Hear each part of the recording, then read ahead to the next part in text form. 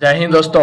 आज के इस वीडियो में हम आपको बताने वाले हैं, ये क्लास 10 का सवाल है, बहुत ही इम्पोर्टेंट है। ठीक है, और ऐसे ऐसे सवाल एग्ज़ाम में या तो 4 नंबर में या तो 5 नंबर में पूछा जाता है। ठीक है, तो मैंने सोचा कि इस सवाल को सॉल्व किया जाए। ठीक है, अगर आपने यूट्यूब पर सर्च मार के आए हैं तो आपने सही जगह पर आया है। ठीक है, इस वीडियो को आप पूरा देखिए, आपको समझ में आ जाएगा। सबसे पहले हम यहाँ पर हल लिखते हैं।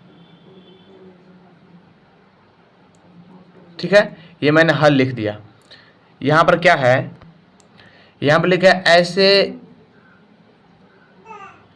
दो ऐसे क्रमागत विषम धनात्मक पूर्णांक ज्ञात कीजिए जिनके वर्गों का योग 290 है। वर्ग मतलब होता है पावर 2 और योग का मतलब होता है जोड़ना। ठीक है, तो हम बोला है दो ऐसे, तो संख्या हम दो मान लेते हैं ऐसे। ठीक है, ताकि हमको बनाने में सुविधा हो। ठीक है, माना कि पहला या पहली, जो माने आप, संख्या बराबर x। ठीक है, तथा दूसरी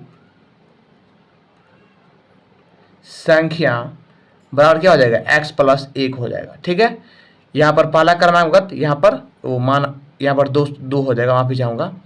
यहाँ पहला क्रमागत, ये हो गया दूसरा। ठीक है, अब लिखेंगे प्रश्न से। ठीक है, यहाँ पर पहला क्रमागत संख्या हमारा x है।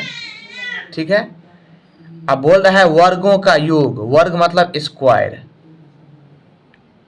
ठीक है, प्लस यानी का योग, योग मतलब जोड़। ठीक है, इन दोनों का वर्ग, इसका भी वर्ग और इसका भी वर्ग, यानी x प्लस 2 का इसका भी वर्ग बराबर 290 हमें दिया हुआ है, तो 290।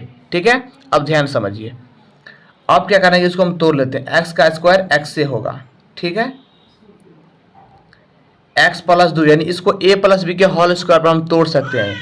तो a हमारा x हो जाएगा और b हमारा 2 हो जाएगा। ठीक है, तो a स्क्वायर, ठीक है, प्लस बी स्क्वायर, बी का मान है 2, B square plus 2ab, 2a का मान है x, b का मान है 2। ठीक है, बराबर 290। ठीक है, कौन दिक्कत नहीं। अब ध्यान समझिए,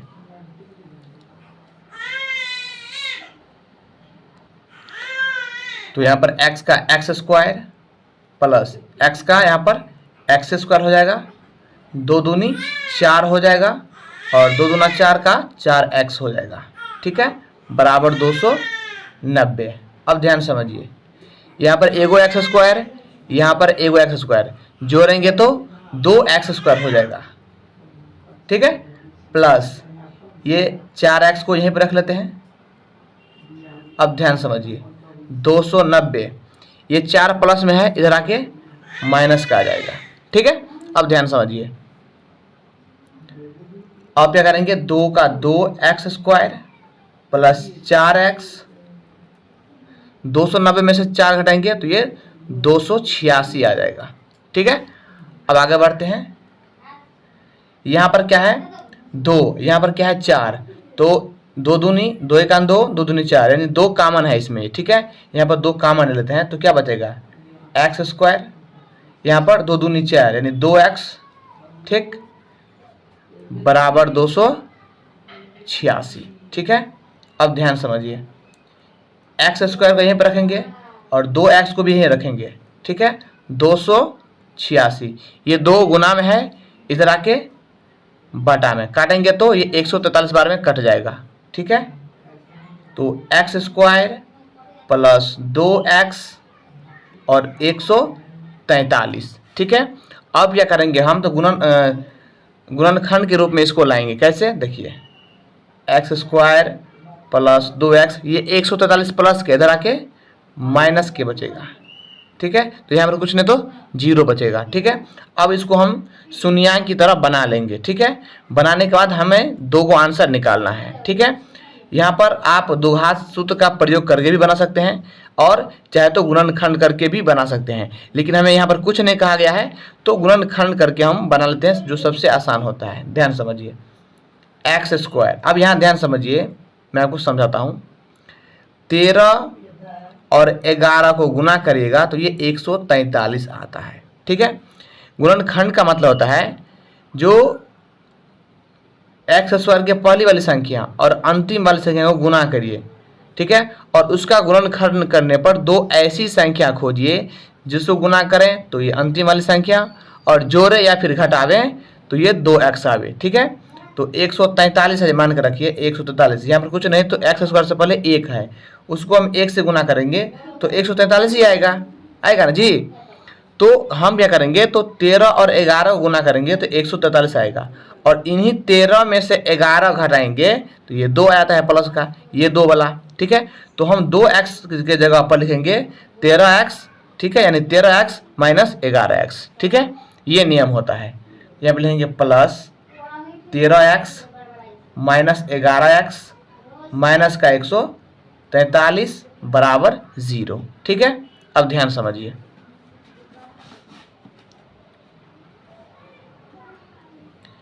यहां पर क्या करेंगे, इन दोनों में और इन दोनों में कॉमन ले लेंगे। ठीक है, तो क्या करते हैं, x कॉमन ले लेंगे तो यहाँ पर बचेगा x प्लस 13। ठीक है, माइनस यहाँ पर 11 कॉमन होगा। ठीक है, तो यहाँ पर x, यहाँ पर प्लस है तो यहाँ पर भी प्लस होगा, तो यहाँ पर हो जाएगा 13, क्योंकि 11 13 गुना करेंगे तो 143 बराबर 0। ठीक है, अब ध्यान समझिए, जो 2 बार है उसको हम एक बार लिख लेते हैं, यानी x प्लस 13 और x माइनस का 11 है तो माइनस का 11 बराबर 0। इसको हम 2 पार्ट कर लेते हैं। इसका मतलब ये होता है कि x प्लस 13 बराबर 0 और x माइनस 13 बराबर 0, दोनों का बराबर 0 है। ठीक है, देखिए तो हम यहाँ पर सॉल्व कर देते हैं, x प्लस 13 बराबर 0। ठीक है, और x माइनस 11 बराबर 0। ठीक है, ध्यान समझिए, तो x बराबर क्या हो जाएगा, ये 13 प्लस में धरा के माइनस में। ठीक है, और इसीलिए x बराबर क्या हो जाएगा, ये माइनस 11 धरा के प्लस का 11। तो आपका 2 संख्या निकल चुका है, लेकिन आपको पॉजिटिव लेना है, यानी धनात्मक बोला है सवाल में। ध्यान समझिएगा, देखिए आपको यहाँ पर बोला है धनात्मक पूर्णांक, तो धनात्मक क्या है आपका, धनात्मक है आपका ये 11। 13 तो क्या है, ऋणात्मक, क्योंकि ये माइनस में है, तो x को मान लेकर आपको 11 को लेकर चलना है। तो आपने पहली संख्या क्या माना था, देखिए यहाँ पर पहली संख्या माना था x। ठीक है, लिखेंगे इसलिए पहला संख्या बराबर x, तो x का मान कितना निकला है, 11। ठीक है, इसलिए दूसरी संख्या क्या माना था आपने, x प्लस 2 माना था। ठीक है, तो x का मान कितना निकालें, 11, अब प्लस का ये 2, कितना आ गया, 13। ठीक है, तो लिखेंगे इसलिए संख्या 13 एवं 11 है।